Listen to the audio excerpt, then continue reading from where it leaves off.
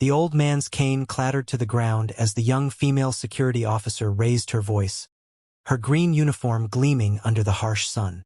"You can't sit here, Aga. Get up now," she shouted, pointing toward the steps of the National Bank of Iran. The man, wrinkled and weak, looked up with watery eyes, his lips trembling. "Please, just let me rest," he said softly, clutching his chest. The officer frowned and took a step closer. A small crowd began to form. Men in white shalwar kameez and vests stood at a distance, murmuring among themselves. The air grew hot and heavy, and tension filled the space like a storm about to burst. Suddenly, an older woman in bright traditional clothes rushed forward. "Enough, doctor. Can't you see he's sick?" she cried, holding the old man's arm protectively. The officer hesitated but didn't lower her voice. "Madam, he's blocking the entrance. Rules are rules," she said sternly. The woman turned to the crowd, her eyes flashing with anger. "Rules? What about kindness?" At that moment, the old man tried to stand, his cane slipping from his hand again. He stumbled, and the crowd gasped as he began to fall backward toward the steps. The world seemed to stop. The woman screamed. The officer lunged forward, and then everything went black. It had all started just 2 hours earlier, when the sun was still gentle and the streets of Tehran buzzed with their usual morning rhythm. The National Bank of Iran, a large old-style stone building with proud columns and golden letters, stood like a giant from another time. People came and went through its wide doors, some with tired faces, others with hope in their eyes. Among them was the elderly man, Mr. Rahimi. His white beard framed a face marked by years of hard work and sorrow. In one hand, he held a small cloth bag. In the other, his wooden cane. He had traveled from a nearby village that morning to withdraw what little money he had saved. His hands shook slightly as he entered the bank. He waited patiently in the long line, his cane tapping lightly on the marble floor. When it was finally his turn, the young bank teller looked at his worn-out ID and frowned. "I'm sorry, sir," she said, "but your account seems to be frozen. There's a note here from the main office." Mr. Rahimi blinked in confusion. "Frozen? What do you mean? That's all I have. It's my pension money."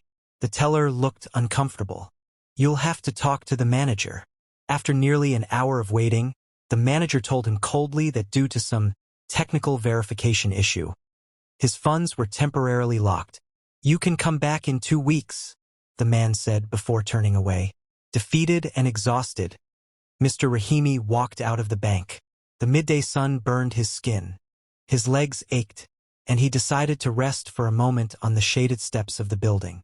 That was when the young female officer first noticed him. She had been new to her job, strict, alert, determined to prove herself.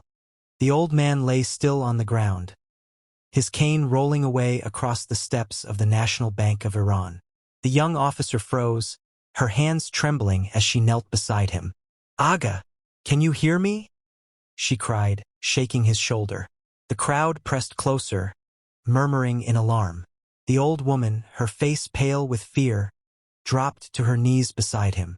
"Mr. Rahimi, oh God, please don't do this," she whispered, clutching his hand tightly. For a moment it seemed like he wasn't breathing. The bright midday sun glared down on the stone steps, making the air shimmer with heat. The officer fumbled for her radio. "We need help outside. Emergency, right now," she said into it, her voice cracking. The crowd watched in tense silence.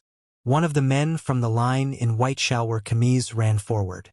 "I know first aid," he said quickly, kneeling down. He checked the man's pulse. "It's faint, he's alive, but we need water." Someone from the crowd handed over a bottle. The officer poured a little on a handkerchief and dabbed it on the man's forehead. The old woman's hands were shaking. "He has heart problems," she said between sobs. "He told me last week.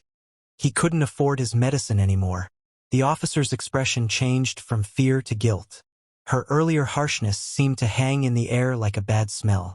She whispered, almost to herself, "I didn't know."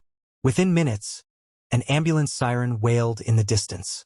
The paramedics arrived and lifted Mr. Rahimi gently onto a stretcher. The crowd stepped back, their whispers filled with pity and regret. The officer and the old woman followed as they carried him into the ambulance. As the doors slammed shut, the crowd slowly dispersed. The men in the white shalwar kameez turned away quietly, their faces somber. The bustling street noise returned, but something had changed. The air felt heavier. At the hospital, the officer sat on a bench outside the emergency room, her green cap resting in her lap. She stared at the floor, lost in thought. She kept replaying the moment in her mind, her own voice shouting at him, his weak plea for rest, and then his fall. After what felt like hours, the doctor came out. The old woman jumped to her feet. "Doctor? How is he?" she asked anxiously. The doctor sighed. "He's stable for now, but he's very weak. He needs rest and proper medication." Tears filled the woman's eyes. "Thank God," she whispered. The officer stood up slowly.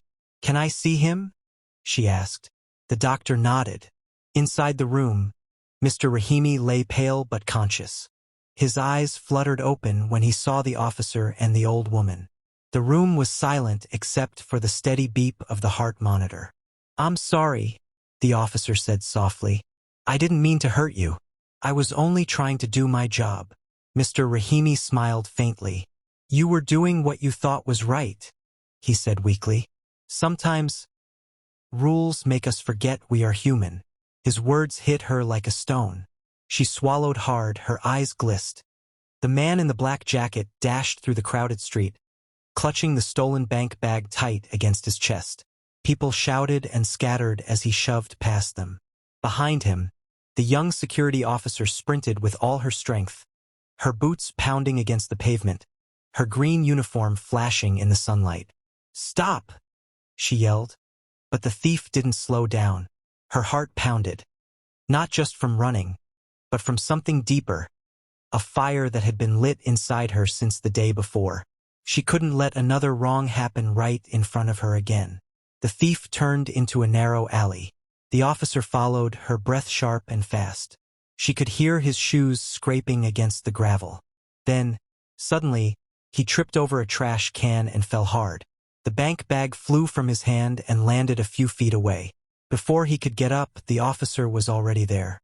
She grabbed his arm and twisted it behind his back, just as she had been trained. "It's over," she said firmly. But the man turned his head, his face desperate. "Please," he said, his voice trembling. "You don't understand. I needed the money. My daughter is sick. I can't pay for her medicine." The words froze her. For a moment, all she could hear was his heavy breathing and her own heartbeat. Medicine. The same reason Mr. Rahimi had nearly died the day before. Her grip loosened slightly. "You still can't steal," she said quietly. "There's always another way." Tears filled the man's eyes. "No one listens to people like me," he whispered. "No one cares." Just then, the police arrived, sirens wailing. They quickly handcuffed the man and took the bag. The officer stood still, staring at the ground. One of the policemen approached her. "Good work, Khanum," he said. "You caught him." But she didn't feel proud. Instead, she felt heavy. She saw the same pain in the thief's eyes that she had seen in the old man's. People suffering, unheard, unseen, trapped between rules and reality. Later that afternoon, she visited the hospital again. Mr. Rahimi was sitting up now, looking much better. The old woman, Mrs. Laleh, was by his side, peeling an orange. When the officer entered, they both smiled. "Ah, our brave officer," the old man said gently. "How was your day?" She sighed. "I caught a thief," she replied. "Then you did good," he said. She shook her head. "He wasn't just a thief, Aga. He was a father. He said his daughter was sick." Mr. Rahimi's smile faded. He looked down for a moment, then said, "You see, my child, sometimes people don't steal because they're bad. They steal because they're desperate. Poverty can make even the kindest heart do foolish things." She nodded slowly, his words sinking in like a stone dropped into still water. "I think I understand that now," she whispered. Then her phone buzzed. It was a message from the bank manager. We reviewed the issue. The old man's account was frozen by mistake. The money will be released tomorrow.